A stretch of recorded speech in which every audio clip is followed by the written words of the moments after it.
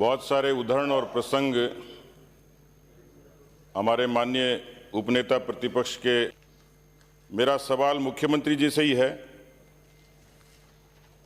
कि यदि किसी भी तरीके से किसी प्रसंग में यदि परीक्षा रद्द हुई, एसओजी की जांच हुई, तो फिर ये नॉन इशू किस तरीके से हुआ। इसी तरीके से परीक्षा रद्द हुई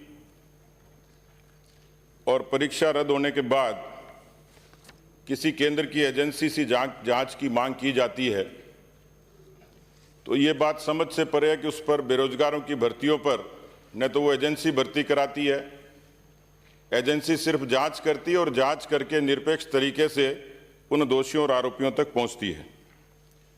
सभापति महोदय, समस्या खुद सत्ताधारी दल ने अपने वायदों से पैदा करी है। भाषणों में भी और जन घोषणा पत्र में भी बार बार इस बात पर जोर दिया गया कि यदि हमारी सत्ता आएगी तो हम राजस्थान के लाखों लोगों को, बेरोजगारों को रोजगार देंगे। जन घोषणा पत्र जारी होता है, इसमें भी इस बात का उल्लेख होता है और 70 लाख बेरोजगार अलग अलग परीक्षाओं में शामिल होते हैं और नौकरियां महज मिलती हैं उस दौरान 48,000 लोगों को। अभी पिछले 3 बजट में कुल 1,78,000 भर्तियां निकालने की घोषणा पिछले 3 बजट में हुई। इस प्रकार 3 वर्ष में राज्य सरकार ने कुल 67,429 पदों पर भर्ती निकाली, जिसमें रीट का लेवल 2 का पेपर रद्द होने के बाद 50,000 भर्तियां बचती हैं। अभी असत्य इसलिए पकड़ा जाता है कि महामहिम राज्यपाल के अभिभाषण में ये कहा गया, 2022 और 23 के अभिभाषण में बताया कि 1 लाख से अधिक पदों पर नियुक्तियां दी जा चुकी है और 94,000 पदों पर भर्ती प्रक्रिया विचाराधीन है।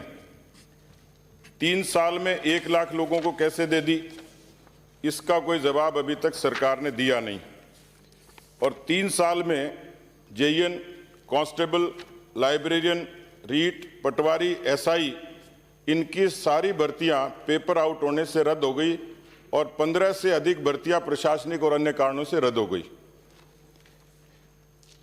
ये सरकार के कामकाज की एक वानगी है। 30 लाख ऐसे बेरोजगार हैं जिनको ये भरोसा था कि उनको बेरोजगारी भत्ता दिया जाएगा। सरकार सिर्फ 1.5 लाख को देती है और उसमें भी एक कंडीशन लगा देती है कि आपको अप्रेंटिसशिप करनी पड़ेगी, इसमें ड्रेस पहन के आइए और डिपार्टमेंट्स में अपना काम कीजिए। अधिकांश विद्यार्थी पार्ट टाइम इसलिए करते हैं कि अगली भर्ती परीक्षाओं की तैयारी करते हैं। माननीय सभापति महोदय, इस पूरे भर्ती प्रकरण में 2 अक्टूबर को तत्कालीन शिक्षा मंत्री जी का बयान आता है कि विपक्ष और बीजेपी के लोग बेवजह इसको तूल दे रहे हैं। भर्ती पूरी पारदर्शी तरीके से हुई है, कोई पेपर लीक नहीं हुआ है और ये तो ऐसी परीक्षा है जिसने गिनीज बुक में नाम दर्ज कराया जा सकता है। मुझे में कहते हुए कि राजस्थान इस पूरे प्रकरण से शर्मसार हुआ है, कलंकित हुआ है। राजस्थान में इस तरीके से कभी भी संगठित नकल नहीं हुई और नकल नहीं, मैं तो कहूँगा इसको बेरोजगारों के हक पर सीधे सीधे डाका पड़ा है। और वानगी यह है कि इस पूरे रीट के मामले में उदयपुर के एक नौजवान की इसलिए हत्या कर दी जाती है कि वो रीट में परीक्षा में पास होने के लिए, पेपर के लिए किसी संचालक को पैसे देता है, कोचिंग संचालक को, और वही कोचिंग संचालक उसकी हत्या कर देता है। रानीपुरा के लोकेश मीणा की सुसाइड और उससे जितने जुड़े हुए तथ्य हैं उसकी यदि ठीक तरीके से जांच की जाए तो मुझे लगता है बहुत लोगों तक आंच आएगी। और इसलिए हम लोगों ने एक सूत्री मांग रखी थी कि एसओजी की जांच की अपनी मर्यादा है। एसओजी मंत्रियों और मुख्यमंत्री से पूछताछ नहीं कर सकती, इसलिए कोई निरपेक्ष केंद्र की एजेंसी इसकी जांच करे, ये निवेदन हम लोगों ने किया था। माननीय सभापति महोदय, कई प्रश्न खड़े होते हैं। इसमें पूरा मास्टरमाइंड जो एक संस्थान है जिसका नाम है राजीव गांधी स्टडी सर्किल, उस राजीव गांधी स्टडी सर्किल के पैटर्न हैं हमारे यहाँ के मौजूद माननीय मंत्री जी वो उदयपुर में एक सहयोग संस्थान का फीता काटते हैं जो कोचिंग चलाता है। उस राजीव गांधी स्टडी सर्किल से जुड़े हुए तमाम पदाधिकारी आयुक्तालय में भी नौकरी करते हैं। वो लोग प्राइवेट लोग हैं और उनको इस तरीके से अलग अलग जगह अलग अलग भूमिकाओं में रखा जाता है। अभी तक जितने पेपर होते थे कोषागार में रखे जाते थे। संकुल में रखने की योजना क्या थी? सीसीटीवी कैमरे क्यों नहीं लगाए गए?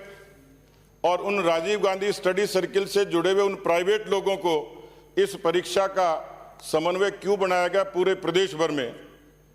ये भी जानना चाहेंगे कि जिन्होंने ये कहा कि इस पूरी भर्ती प्रक्रिया राजनीतिक संरक्षण में हुई है, वो श्रीमान जारोली हैं का?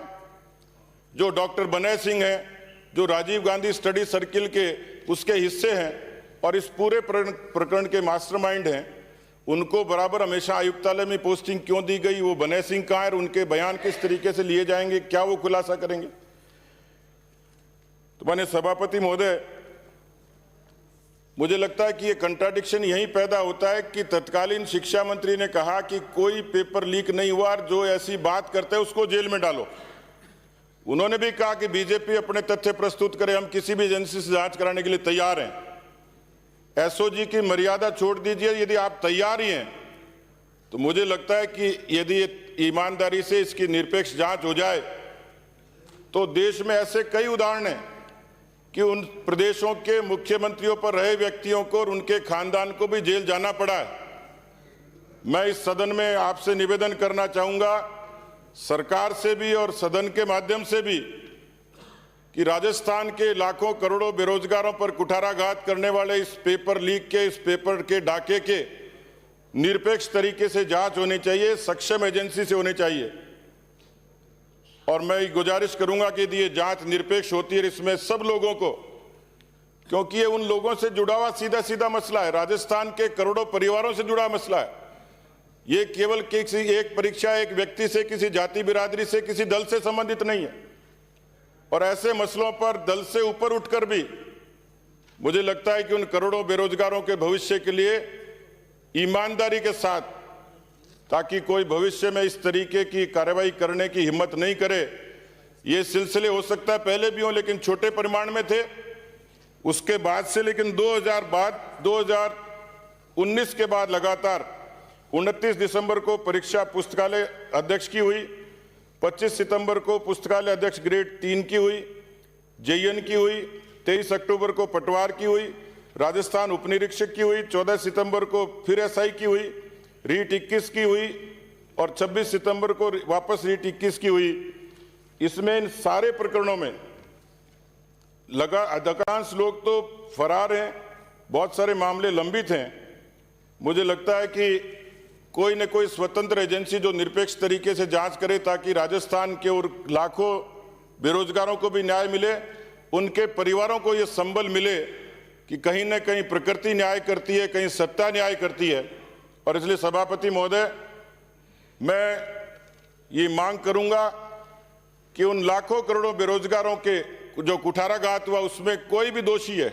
और मुझे खुशी हुई कि इसी सदन के एक माननीय मंत्री ने कहा कि इसमें कोई भी लोग शामिल हो, चाहे मुख्यमंत्री क्यों नहीं हो, चाहे मंत्री क्यों नहीं हो, यदि इसमें जांच की आंच उन तक भी आती है तो निरपेक्ष तरीके से कार्रवाई हो, ताकि राजस्थान में एक उदाहरण पेश हो। और ये उदाहरण गिनीज बुक में इस रूप में नहीं हो कि संगठित गिरोह और नकल राजस्थान में काम करते हैं। गिनीज बुक में नाम इस रूप में दर्ज होना चाहिए कि राजस्थान में जो लाखों बेरोजगारों के साथ अन्याय करता है, कुठाराघात करता है, उनको जेल के सीख से दिखाने की भी हिम्मत कोई राजस्थान की सरकार और कोई एजेंसी कर सकती है तो मैं समझता हूं कि राजस्थान के उन बेरोजगारों के साथ न्याय होगा, नहीं तो लीपापोती होगी। और इस पूरे घटनाक्रम का दोषी कोई होगा तो राजस्थान की पूरी सरकार होगी। इसलिए मेरा निवेदन है कि कोई किसी को बचाने की कोशिश नहीं करे। नैतिकता और ईमान है तो ये बातें सच्चाई के साथ सबके सामने आनी चाहिए। धन्यवाद। श्री नारायण बेनीवाल।